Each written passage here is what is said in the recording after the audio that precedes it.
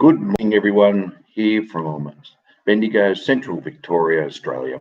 It's a lovely day outside. We will be receiving a lot of rain later on this afternoon, but it's a lovely spring day otherwise outside. And we'll keep this video again to about close to an hour, give or take a few minutes. Well, it's been an interesting week so far. We've had in regional Victoria here, our restrictions have been lifted to a certain degree. We're now able to travel throughout regional Victoria on our weekends and during our spare time. Next weekend, obviously, I want to actually go for pay a visit to some places around the state. Obviously, want to head out to the mountains, have a look there, and then actually down the coast.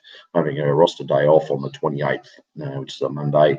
So nice 3-day weekend. I'm also too just I'll further think about it, but I may not do a video next Saturday morning just because it is a long weekend. I want to actually get out and about and enjoy some of the state. We still can't actually go into Melbourne. Melbourne's still in stage 4 lockdown. Obviously, it's been still under review what certain restrictions will be lifted there.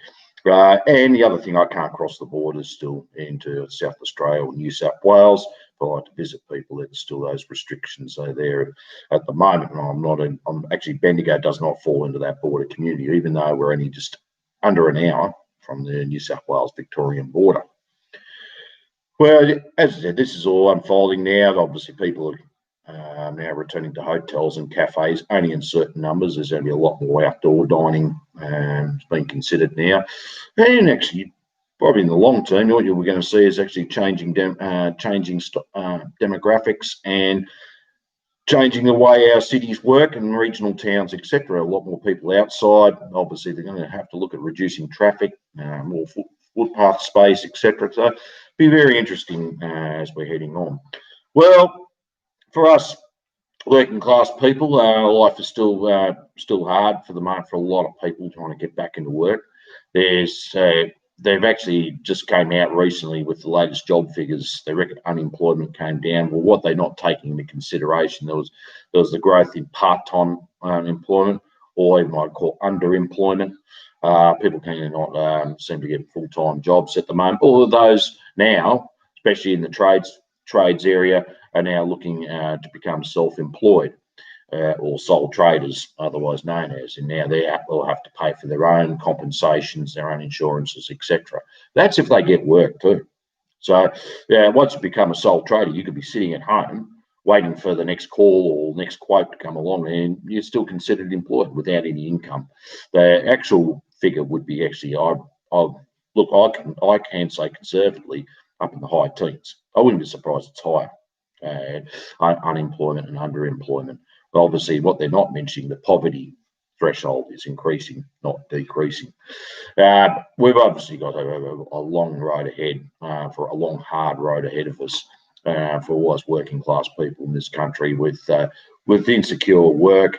Obviously, the federal government's been no help in this. They're actually advocating for a gas-powered economy, which is basically shoring up the interests of oil and gas and other resource sector as well, which are not one.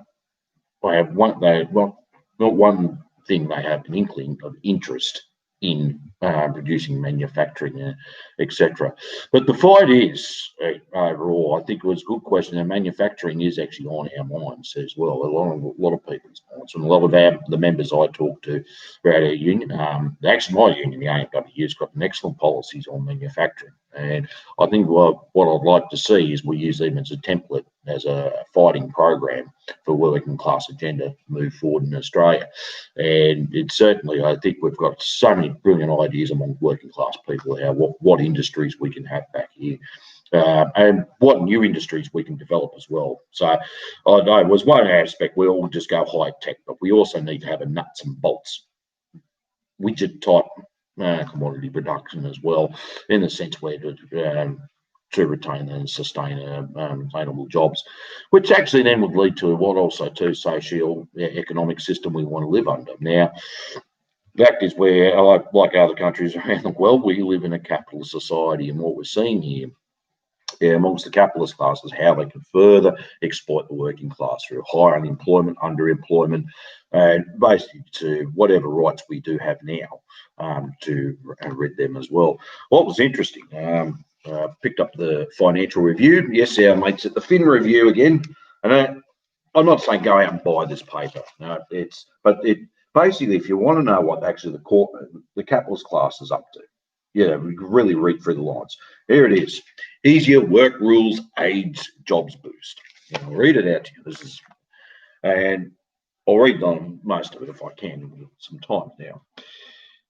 Treasurer Josh Frydenberg, who's a complete tosser, has called for greater flexibility in the labour market to drive the jobs recovery, as 458,000 people going back to work in the past 3 months cut the jobless rate to 6.8% despite Victoria's strict lockdown. The economy created 111,000 new jobs in August, many of them sole traders back in work, boosting the number of employed to 12.6 million, still short of the 13 million employed before COVID-19. Now, I'll just mention that. Because sole trader, yes, if you register yourself as a sole trader, you can be a carpenter. I'm going off to work for myself, maybe doing home extensions, home repairs, whatever. Registered their ABN and all the various things. They could be waiting around for ages for work. So it's quite. If you read through the lines, you can see what's going on here. They're just saying, well, they're no longer on JobKeeper or JobSeeker. They're no longer seeking government assistance, so they must be employed. No, they're not. The labour force supported counter economists' expectations of a loss of 35,000 jobs and a rise in the jobless rate to 7.7% in August from July's 7.5%. 0.2%. Whoa, what a huge amount that is. Victoria was the only state, other than Tasmania, to record a fall in employment, losing 42,000 positions to push its jobless rate to 7.1%, up from 6.8%. New South Wales, which has contained the virus more successfully, and these restrictions added 52,000 jobs in the month. Now, there's another thing too about reading between the lines. What we're seeing here with COVID-19, obviously the attacks not just on the Daniel Andrews Labor government here, all the Labor governments, state Labor governments. We have Palaszczuk, Premier of Queensland, the government there is a Labor government, and along with the Mark McGowan in Western Australia. They said they've got border restrictions, and obviously the federal government's the Liberal National Coalition, led by that complete fossil, the fossil who wears a baseball bat, who goes around happy claps and gives his thoughts, blessings and prayers to everyone, and doesn't have a clue about life at all, was obviously on the attack with those three governments. Now, let's just pull up here. Why isn't he attacking then the New South Wales Premier on anything?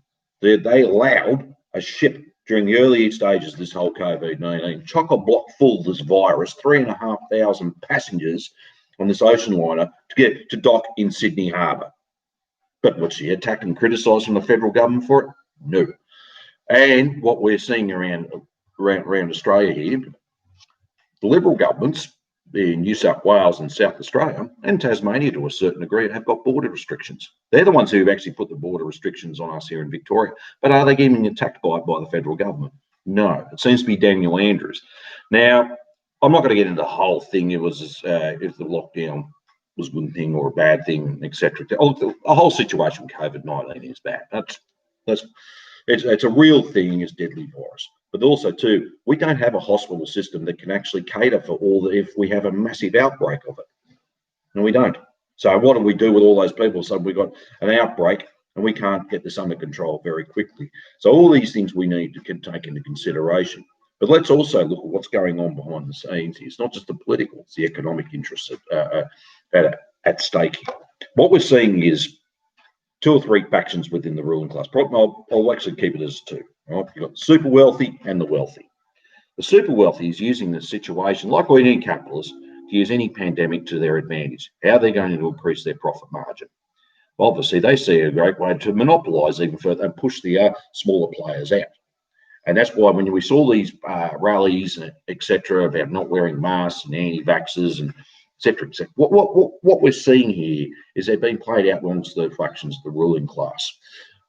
what they're doing is one set of, and this is capitalism, one-on-one, further monopoly capitalism, imperialism, it's pushing the other smaller players out of the market.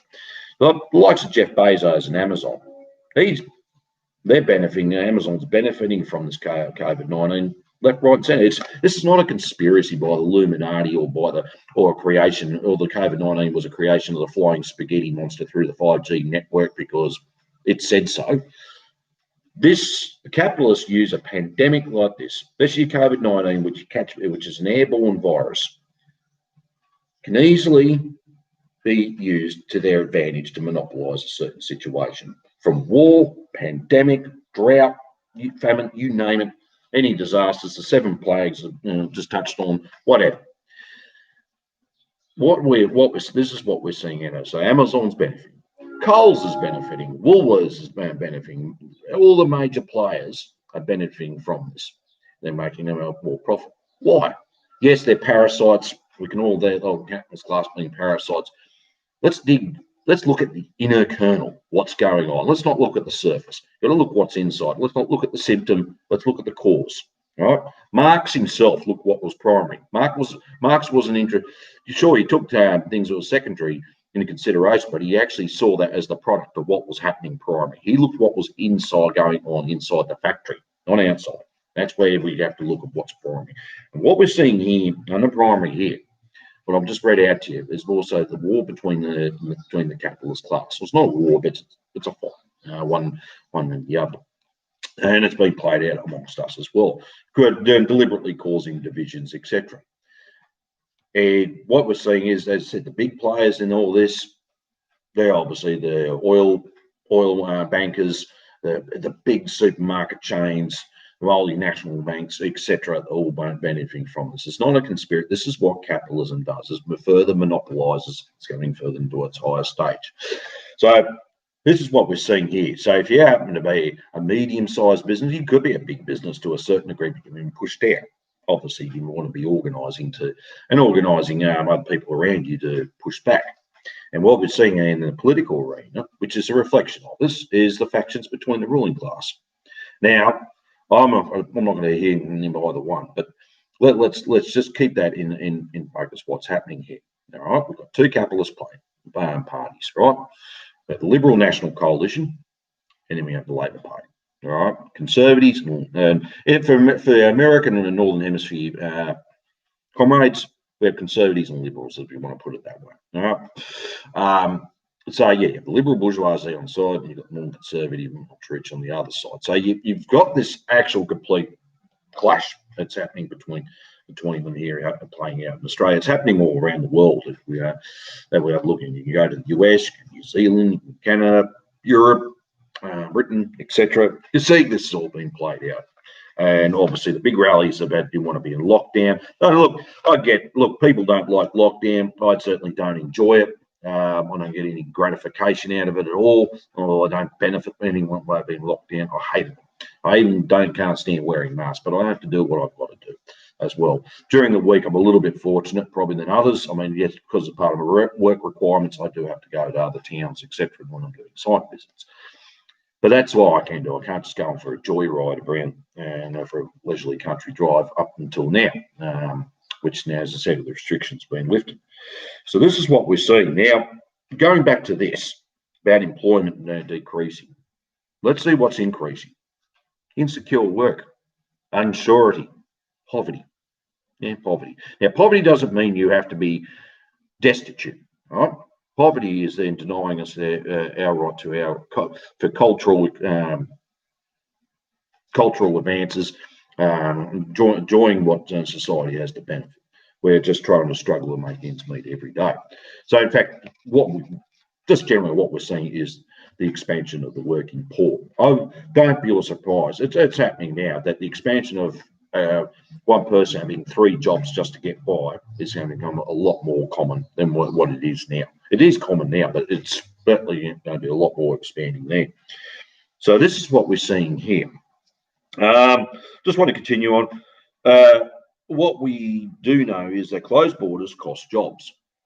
Now, the fact is, what it is, it's not about costing jobs. What it is about the free-flowing form of capital. Now, just to give a little bit of history of Australia, prior to Federation in 1901, Australia was 6 common colonies, self-governing colonies, British colonies. Now, between the borders between there was tariffs. So obviously, if you want to manufacture something, if you want to transport goods that were made and manufactured here, whatever, in Victoria, and then transport in New South Wales, stopped at where in the various border towns, and you had to pay a tax or a tariff, etc. on top of that, which went on flow to the consumer and then onwards. And there was a lot of hold up about the borders, etc., etc. And yeah, sure. So we federated. That way to administer British capital, they can flow easily. And part of that condition of federating, that the border tariffs be lifted, and which happened. Mind you, the railway gauges were still all different. And one day I'll do a discussion on that. But it certainly hindered a lot of trade between the states now, or the colonies at the time. So when they federated, that became clear. But what about jobs? Well, the fact is, what we're seeing is, while further automation, when we've had a lot of jobs move offshore, this hypocrite, Frydenberg's not explaining the real cause of unemployment at all, which is a crisis of overproduction. Even if we open the borders tomorrow, he's not explaining here, and he won't do it, and he's probably incapable of doing it. And this is what they're not explaining. We're in a worldwide crisis of overproduction. There's been too much produced and not enough workers to be able to consume what's produced. So, and I'll do a little bit of basic political economy in a minute, a little less than that. So I will continue. He said, creating more flexibility in the labour market, was a key focus, getting more people back to work. Now, the question you should ask yourself, how's that going to get us back to work? All right, reduce our wages even more? Reduce what we can afford? Reduce our spending capacity at all, so we can buy things that we produce even more. Does that make life harder? While interest rates and house prices still continue to be 6 figures, and 6 figures salary, and a 6 figure sum. What's he going on about? What it is, basically, what he's saying is how we can exploit workers even more to increase their profit margin. Yep. He said he welcomed progress on changes in industrial relations, noting proposals backed by the Business Council of Australia and the ACTU revealed by the Australian Financial Review. I think it is a positive development that they are coming together, having these discussions. It's a difficult area to get reform, the Treasurer said. We are obviously focused on reforming key areas such as compliance, casuals, and simplifications of awards. Now, just for our overseas comrades, an award is your underpinning conditions. It's your safety net. Now, awards came in the early part of the 20th century, 1909, with what we call the Harvester Sunshine Decision. Justice Higgins was the one who made it. And what he calculated at the time was the basic costs of living. And it was known as the basic wage, not the minimum wage, but the basic wage. And it covered what then a family would have had to buy from food, shelter, clothing, etc. He would have given all that cost in there. And what happened at a decision, and it was opposed by a lot of employers as well, no doubt. Surprise, surprise. But it was implemented in place. So for average workers, they had a safety net, a basic wage. If they wanted to advance on a particular site for more, a little bit more out of a particular employer or group of employers, so be it. That was it. And for many years, for close to 100 years, it's still there, awards. Now, awards became a lot more advanced through the 60s, 70s, and 80s, up to the early 80s. And obviously, a lot of things changed. And obviously, when you hear the term award simplification, what it means is basically gut the damn thing. You only allow a few basic things, and that's it, nothing more. And that's what they mean by award simplification. And it's a little interesting little story. Just during the week, I won't mention the company involved. And I want you to have a sip of water. Myself and another organiser from another union have been through discussion. Looks like there's a dispute over this. It's about the accumulation of a rostered day off. Now, we did some research, and then some great research going back to the mid-80s. The old medals awards, we call it, but us metal trades come under.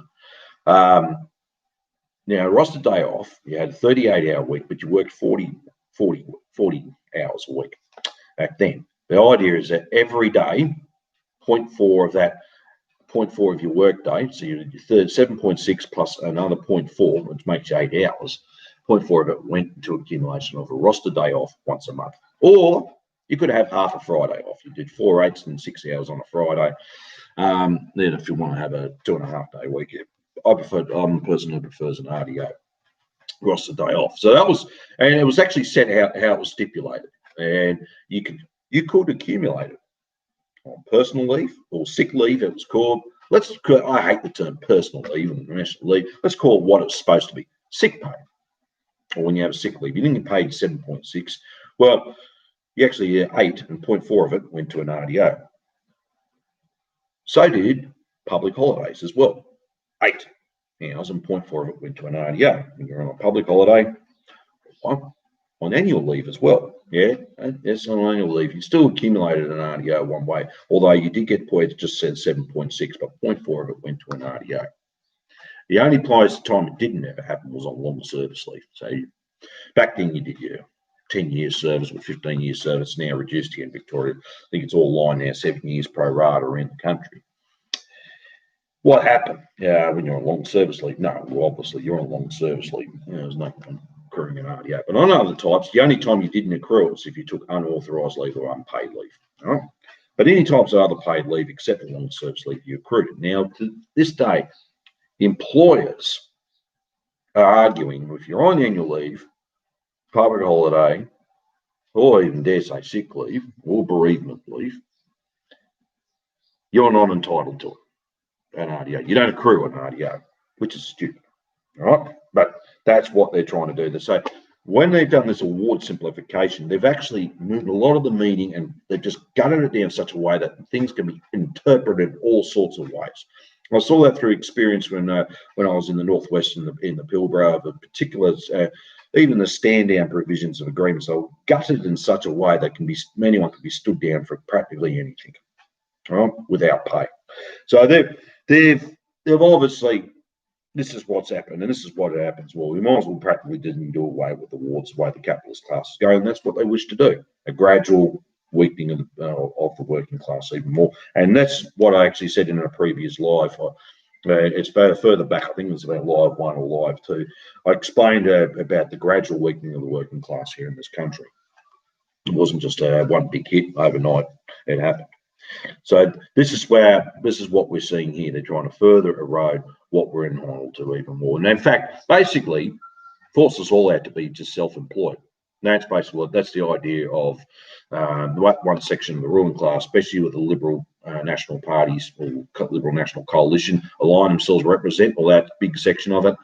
They want us to all be sole traders. All this competition, free market competition. This is what exactly. No rights at all. You're basically at the mercy of the common law. If you completely stuff your job, okay, say if you're in a position like, say if you're a boilermaker and you have your welding tickets, etc. You're doing high pressure welding or high restraint. Now, if something goes wrong or there's been an inspector goes for it and finds all those welds at fault, guess who's coming? Guess where that money's coming out of? Your pocket to pay for the complete stuff up. You must, otherwise you're going to be forking out tens of thousands of dollars for a very good lawyer to defend you. That's where they actually want to put to the mercy, and they reckon it'll be good quality work. Not necessarily, no. I will continue. The work has been undertaken right now. Be warned. Hopefully that will produce some positive outcomes, and that work is in progress. Deputy Treasury Secretary Jenny Wilkinson told the Parliamentary Committee that major structural reform in industrial relations was inevitable and was required for the economic recovery. It does feel like the pandemic is likely to lead to an acceleration of structural changes, which are in train to make sure we have an industrial relations system that provides level of support to employees, but also the right level of flexibility in relationships between employers and employees. This is Wilkinson said. So this is basically what we're looking at here. They're trying to marry our working class interests with the interests of the working class. Let's be realistic. Our interests are diametrically opposed to the capitalist class. Right? We go to work to make a living to basically survive. base. And that's what it is, but to live. Okay? To pay for clothing, food, shelter, water, utilities such as electricity, etc., gas, etc., and also to enjoy some sort of quality of life. Right? A capitalist is in the business of making profit. That's what they do. That's what they do.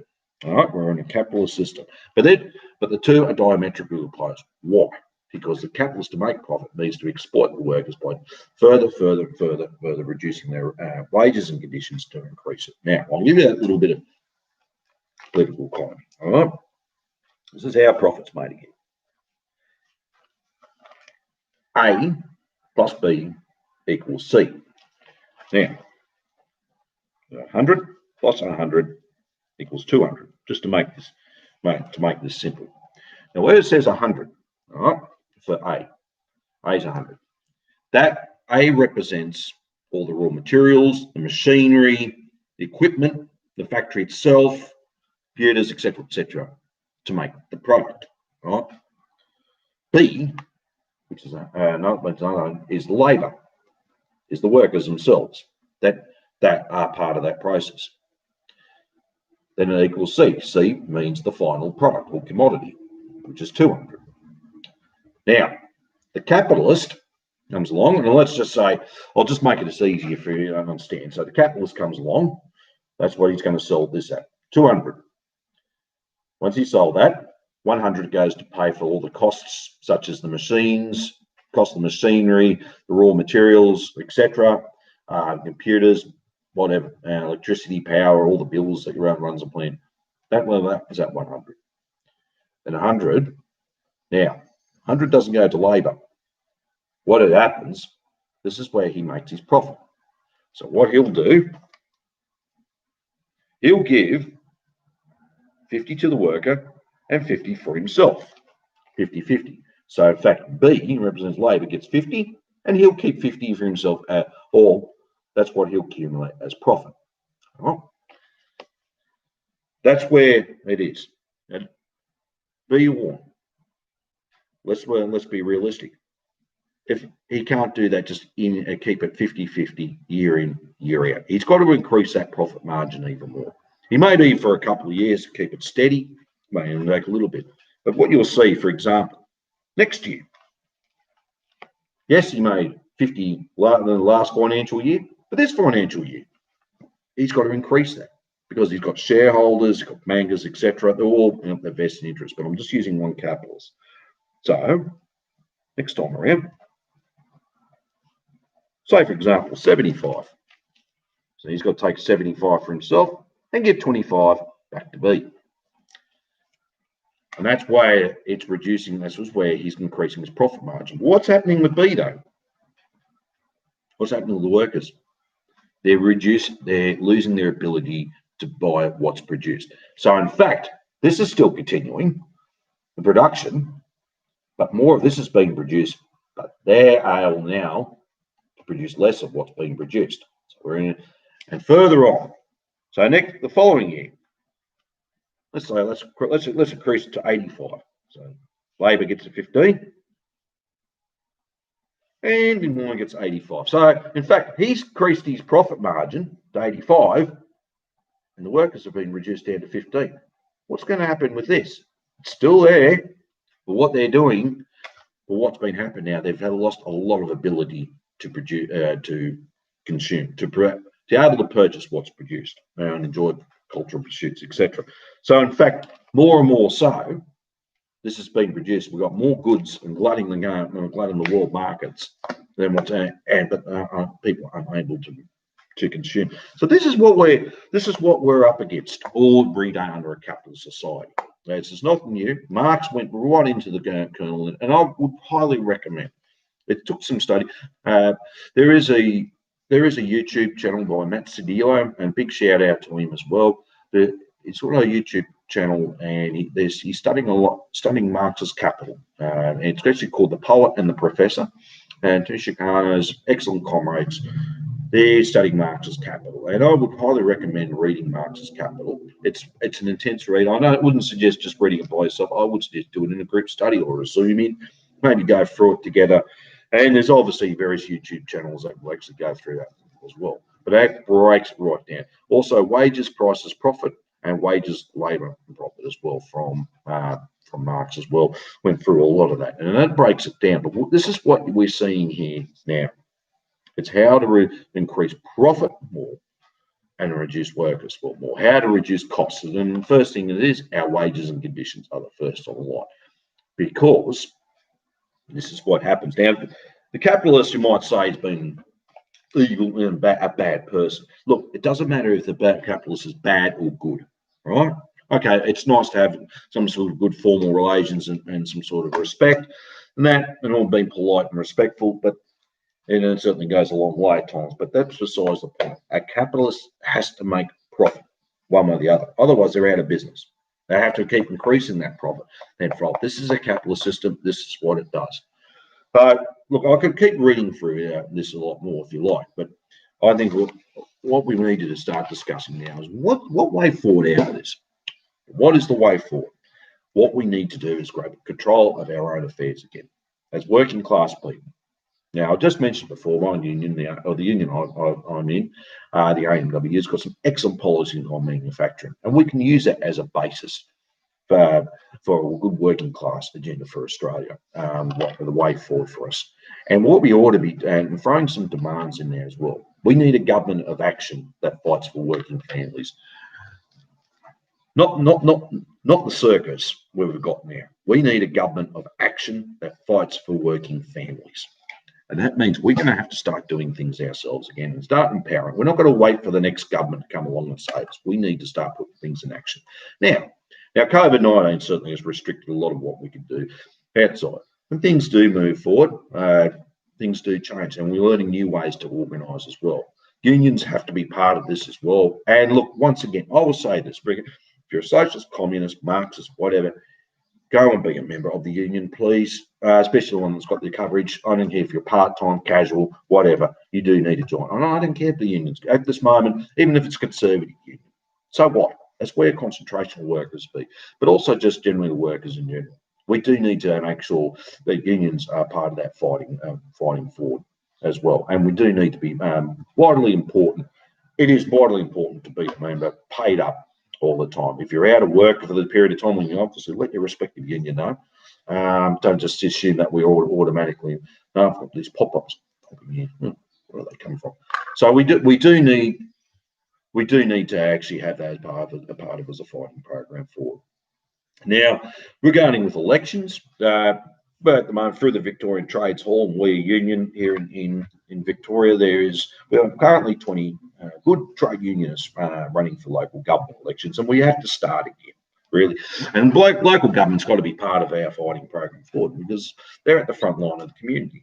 Within the community, that is your direct contact with the community.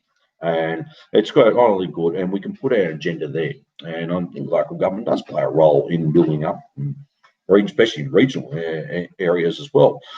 Manufacturing, good sustainable jobs as well, long term. And we should be putting some good concrete platforms way forward. What we got is, obviously, we need to put full employment back on the agenda. Manufacturing has to be put on the agenda again. Let's face it. And what we also need to put on is worker-controlled industry as well, back on the agenda. And we should be on that, part of that workers-controlled agenda would be if a company decides to close down for whatever reason, wants to move offshore, looking for cheaper sources of labour, or gone broke, for example, or decides to, the employer's retiring and wants to shut his business now, for whatever reason. Well, the workers there, along with their community, have got the right to take it over and run it for the benefit of themselves and the community at large. That way we can have a proper worker cult. Example, food industry would be a no-brainer. We have had food industry shut down, and I'm actually an absolute belief our food industry should be under our control. It shouldn't be actually left to a multinational making decisions in a boardroom over in Tokyo, New York, or in London, or in Paris, or Berlin, or wherever. It should be made by the local community and the workers that work there. That's what they should be doing. And also, obviously, it's food security as well. Our steel industry definitely should be, and nationalisation as well should be put on the agenda. Our nationalisation of our key sectors. Steel making should be nationalised. Even oil production, even though we want to move away eventually from fossil fuels, should be nationalised. And guess what? In Australia, we don't actually have a fuel reserve. We're one of the very few OECD nations that actually don't have our own fuel reserve. So if something does happen, and if stupidly, if we go against China and that, if our shipping lines are blocked, our fuel supply will run out within a week or two. Actually, you'll see prices increase everywhere. So we'll just come to a grinding halt. That's just how pathetic it is. We denationalise our shipping, our railways, even our other transport systems as well need to come under that. Even though I dare say, going back to the food, some of it should be as well. Pharmaceuticals and medicines definitely should be nationalised. It should never be left into private interests. And what we're seeing here now in Australia with COVID-19, certainly it's exposed all that. And we need to actually have a look at it. It's not a conspiracy, not a cover-up. What we're seeing is the whole capitalist system is so incapable of looking after us common working class people at all. The days of the 50s and 60s, actually in that Fin review, they were worried about going back to the 50s. I don't think that's going to be happening, to be honest with you. What they are seeing as concern, and what they don't want, you join the firm, you join for life. Obviously, but we're not going back there. I've seen some old pictures, of exporting cars overseas and all that, and of the 60s. But look, we're not going back to that. Okay, we actually need to be moving forward. But what we do need to be doing is having control of the agenda again. And what we ought to be doing, part of our demand, is building a new Australia, not make Australia great again.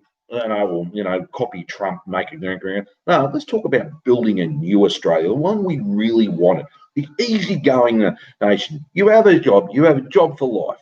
People are treated, with respect and equality as well. But equality is, although under socialism, I know it's a bit more of a liberal term to use, but we've got a lot of respect for everyone, regardless of what colour your skin is, or what nationality or country of origin you're from. We're all treated here. None of this thing, you're from that particular country, you're bad, or what your gender is, or what your colour your skin is. Let's cut that crap out. We need to change the material conditions in this country, the economic system, to make it a lot more equilibrium in this country. We used to actually always go on about the fair go, equal society, but that went out. It went out with the 1980s, basically, and that went out the window. And as I said, I've seen a lot of massive transitions of wealth from the common people to the minority wealthy people. And so Australia was no different from any other country there as well. And we should be actually have an international outlook and our own peaceful relations with countries around the world. There's no need for Australia to be part of any imperial bloc.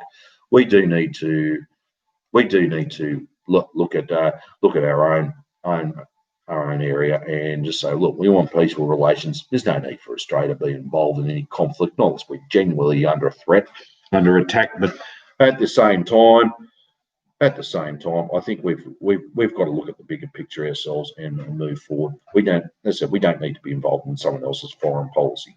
We're quite capable, and actually Australia is quite capable of standing on its own 2 feet.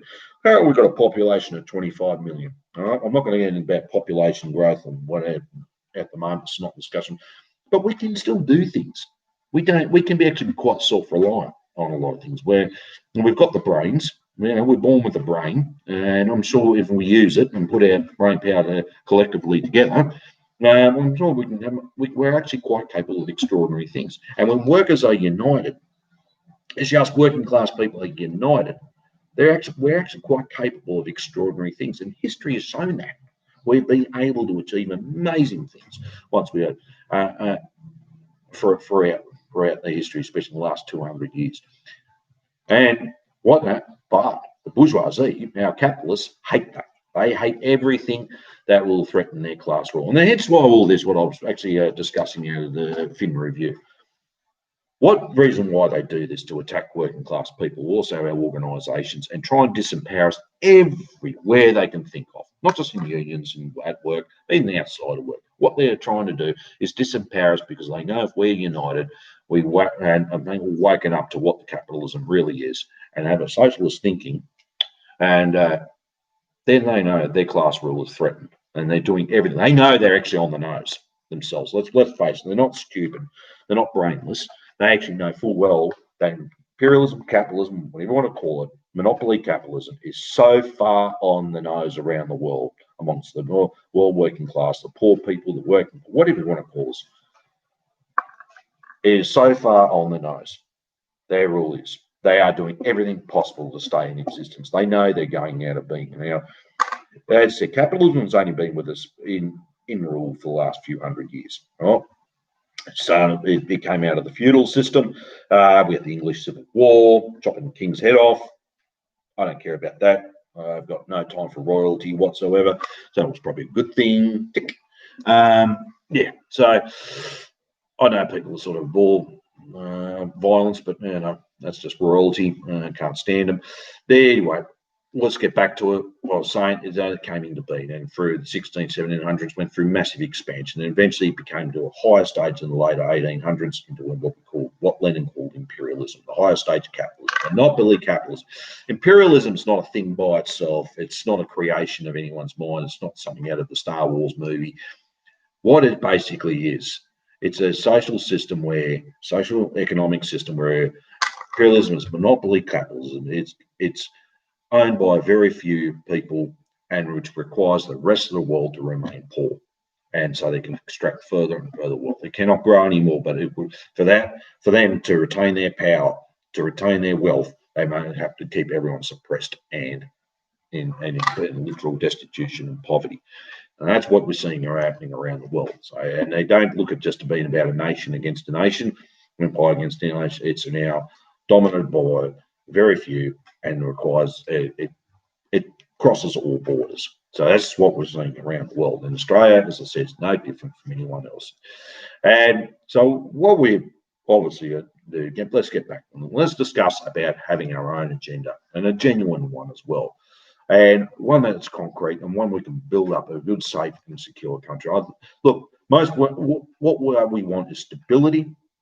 We want to get on with our lives, and we want to make sure we've got a happy retirement as well. We do not want to be have to face poverty, fear, unemployment, etc. every day, and even climate change as well. Look, working class people, I think all working class people deep down, we don't want to destroy the environment. But we do need to make a living as well. Yes, we want a sustainable industry and how we go about it. And that's why we need to get control of the agenda all the way through. New technologies, new fuel sources, etc. We do need to get hold of it. And we need to come up with our own plan. Because unfortunately, a knight in the white shining arm, silver shining arm is not going to come along and save us. It's not going to happen. We need to get back to doing it ourselves again. We used to do it. It's not that hard. We need to start having that discussions at work amongst our workmates. We need to know moving forward. Look, I got to say this to virtually all of us. I know I come across workers every day, but when I hear remarks about other people's colour of their skin, or about religion, or what country of origin, and everyone looking at Facebook or social media and see, prove that, guys, just let's cut it out. Let's talk about having our own proper way forward. We've got to be united. And that's important. We are working class, right? We're not academic. We are working class. It's like my old man said to me. He said, "Dave, you are working class. You work for a living. I'm boilermaker trade. I'm not, not academic and not anything else. You are working class, and be fucking proud of it." And that's actually where we've got to get some little bit of pride back in our class as well, and just notify working class. And don't get control of the agenda, but it's important it's broadly important we control the agenda all the way, not give it away. At times, the capitalists will try and give us concessions. We have to be very wake up to it as well. It depends on how well organised we are at that time. And just remember, always ask yourself this question, or keep this question in mind: what determines wages and conditions? What determines wages and conditions? It is the relative strength between the two classes, capital and labour. Right? There's us, labour, working class, whatever. Then you've got the parasite class, capitalists, etc. Right? Now, the capitalists are if we're in a position of strength and how we're able to determine the outcome. If the parasite class isn't in a position of strength and we're in a weakened position, and they're able to determine the outcome, which is what they're trying. This is what we're seeing now. So this is a good wake-up call. Now, as I said, all workers, we do need to join our union, respective unions again. Yes, not just saying with those on the left, but all those small workers need to get back into their unions again. I know, look, there's been disgruntled people with unions. They've got their opinions on it, and they didn't, either saying, oh, they didn't do anything for me back then, or they didn't do that. But I'll give you one story. I've gone by, he was owed 30 grand and he did nothing. Well, let me just say this. If you were owed 30 grand, I think they would have done. I think they would have found out pretty quickly and done something about it. So, but there are some genuine grievances as well. And I think, look, guys, comrades, we do need to get over it at times and move on. It's just to say, we don't like paying some certain taxes. What are we going to do? Not pay tax at all? Obviously you're in a road accident one time. What are you going to do? Not drive again? Come on. It's just like we do need to start moving on, guys. There was a lot of things that happened in the past, but one thing for sure, and there's myself and many other working class people, listen, we're not interested in stewing on what happened in the past. There are a lot of things that did happen. Yeah, I could go on for hours and hours on it, but we do need to move forward. Yeah. I think it's time to just think, look, we do need to go back with ourselves. Yes, we've been disappointed in things. I have been too. Don't get me wrong. And I'm not going to dwell on it. I think it's, we've got to lift ourselves above that and move on. And it's certainly, and we've got a lot of work to do. We can sit, the choice is ours. We can sit there and stew on things and complain and whinge and carry on, or, hate this group and narrow on and keep divided, or we can start looking, well, what can we genuinely do is get together and start discussing and put some more concrete plans in place moving forward. That's what we need to look at. And as I say, I'm not interested in about stewing in the past. There's a lot of things I've seen on social media and YouTube talking about. No, I'll give you an example. Let's look at the Accord era of the 80s. I'll only touch on that. Yes, we all know what happened there, all right? But do we need to keep stewing on it? I've seen groups. I'm not going to mention the groups. I'm not going to mention any names. But look, really, honestly, with you, the 1980s is long gone, right? 40 years ago. Let's move on, guys. And even what happened in the 90s with a lot of things. We do need to move on. Yes, they do affect us. The thing what we ought to be doing is learning some very painful lessons. The best lessons learned are the hard ones, quoting Chairman Mao on that. And we do need to look at that. And at times where we can learn some good lessons, what things we can learn from it and what not to do. Yeah, it's more or less not to do again. But okay, all right, well, no, it's certainly not going to go back down that path. But most important thing is what we're going to learn now from that experience and we're moving forward. Okay, and that's what we need to do. So, yeah, look, obviously, going back to, we do need to get everyone back in unions. And look, working class people, well, my fellow workers out there, we do need to get back into our unions, get them back in our control. Yeah, are they perfect? Far from it. No union's perfect. Not around the world. I've never seen a perfect union. There's been some brilliant ones. And look, let's face it, they've shown us some great way forward of doing things as well. But we do need to get that. And as I said, and I'll keep stipulating it through these videos, you do need to join the union. The one that's got also the coverage of your classification. So, if you happen to, I can go and join the nurses union. Well, what's that going to be any good to me? I need to be in the RNW. I'm a boilermaker. That's the union that's got the coverage of my classification. So if you're a fitter or any of the mechanical, metal trades, automotive, etc., you need to be in the RNW. So that's just one. I'm going to be a builder's labourer, like a concreter, steel fixer, etc., or scaffolder, etc. Well, obviously, you'd be the CF in your construction division. So I'll just give you those classic examples, or electrician, and electrical trades union. So that's where we do need to get back in and get control of our union. And as I say, look, I've heard complaints, and I'm over a lot of complaints as well. The thing is, if you want a good union, that we need to get back in there and make those changes. They're there. We don't need to create something new. It's not a new idea at all. So that's where we need to move forward. I think that's got to be part of it. The other part of it as well, what we can do outside of work as well. Well, look, we can do I know a lot of my fellow workers, they're members of sports clubs, or they're going to take the kids to soccer or cricket on the weekend. football, forms of football, etc. Community groups, sporting communities, and other type of community groups like public speaking groups or whatever type of group. And obviously we need to talk ourselves amongst them. So both organised outwork and outside work, but bring it all together, not keep it separate, and how we can control. And I've, as I said, recommend highly running in elections, local government, build up the state government elections, and then federal government. And three types. So we've got to participate in all three forms of struggle: the economic, the political, and the ideological. The three are not separate from each other.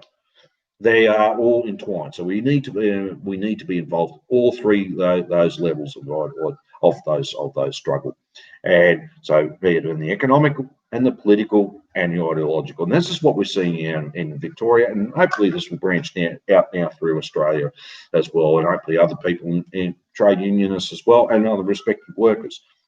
Line up, let's be part of it. Let's be part of something special and a movement forward to build to rebuild Australia, build a new Australia with a government of action that fights for working families, a government of action that will mobilise the population so we can deal with pandemics, with systematic climate change, with depression. And we can do it. We are capable of doing these things and really leaving a better country and a better world than the ones we were born into it. That was something that was drummed into me by my parents, being at work, old trade unionists, and even my grandparents. We should be looking then at what we can improve, leave it as a better world for the future generations than the one we came into it. And that's something that I believe is special. We're part of that. And it will grow here. I believe it will. I've got absolute faith it will. There you go. It will have its ebbs and flows. We'll have our failures and our disappointments. But guys, let's keep focused on the main picture and demand we want and fight for a government of action that fights for working families. And fight for a rebuilding or a building of, not a rebuild, but a building a new Australia as well. Interesting, the new Australia is not a new concept. It actually goes back over 100 years ago when we had these early socialists, most of them utopian socialists, from the labour movement of the late 1800s, boarded a ship called the Royal Tar in Sydney Harbour and sailed to Paraguay to form New Australia. And I think they docked it in Argentina and travelled, or Chile, I'm not too sure, that they actually travelled into Paraguay to form New Australia. And obviously, I'll actually do a little history lesson in one other video. I'll make a note of that. But just briefly, and it did split, and they formed, and so you still had New Australia, you had COSME, but eventually it broke down to a utopian socialist society. But a lot of their descendants still live there today, and they speak both Espanol and English, and yeah, actually there was some footage of the older people. A lot of them passed away, but they came from a time, their accent, you could actually hear their accents. It's a very early form of Australian accent, not the very rural, relaxed one we use now, but it's actually quite interesting listening to it. But that's New Australia. It's actually not a new idea. Now, it's actually something we've always held dear to our hearts. So we've got a lot of work to do. There's a lot to do in between. And look, to all our fellow workers, look, don't just leave it up to a few people to pull you through. We've got to do this all together. It's a collective thing. It's a united thing. Where our interests are, we've got the common sense of interest amongst each other, not between us and capital as well. I think, look, before I wrap up, I think overall, let's just summarise what we did. And look, I'm not asking everyone to go out and buy this paper at all. But look, if you ever want to, if you do buy it, just read between the lines what's saying. There's a lot more I could cover in this today, I suppose. But look, I could be here for another couple of hours, and I do have to get some things done today as well. But look through what's happening. Read between the lines. John Pilger actually said that once. He said, read between the lines. Look, you're not going to get your information out of the Murdoch press. When I'm talking about the super wealthy Biden, Murdoch's part of that super wealthy. And what you're seeing here, because he sides with the Liberal Party on this, Liberal National Coalition big time. And his attacks on the Andrews government here in Victoria, and obviously the Queensland government and Western Australia over these border restrictions, not attacking New South Wales. There's border restrictions in all the South Australian government and Tasmania. But what they're doing He's actually trying to shore up. This is a classic example of shoring up his monopoly position of the world media. That's what he's trying to do, to make sure, because he's under threat from social media all the time, other media sources. You name it, that's what it is, and he knows that. His newspaper sales have gone down. When I being a supermarket news agencies, the amount of we got called the Herald Sun here in Victoria, otherwise known as the Herald Scum, and let's use that term a lot more, the Herald Scum, or the Un-Australian. The pages, there's still stacks of them still at the end of the day, aren't there? Not that many people buy them. They can't even give them away. When they give them away, no one hardly reads it as well. They wind up either being in the bin, or someone's in the compost bin, or used as paper mache or something else ever used. So obviously, and Sky News as well, a lot of subscriptions gone down. Yeah. And also Foxtel and all that. So, and let's face it, that's what's happening there as well. This is a Fairfax paper; it's not a Murdoch one. But yeah, look, I don't have any time with the Murdoch press at all. There may be an odd article we might have a look at and decipher as well. But this is what we need to do.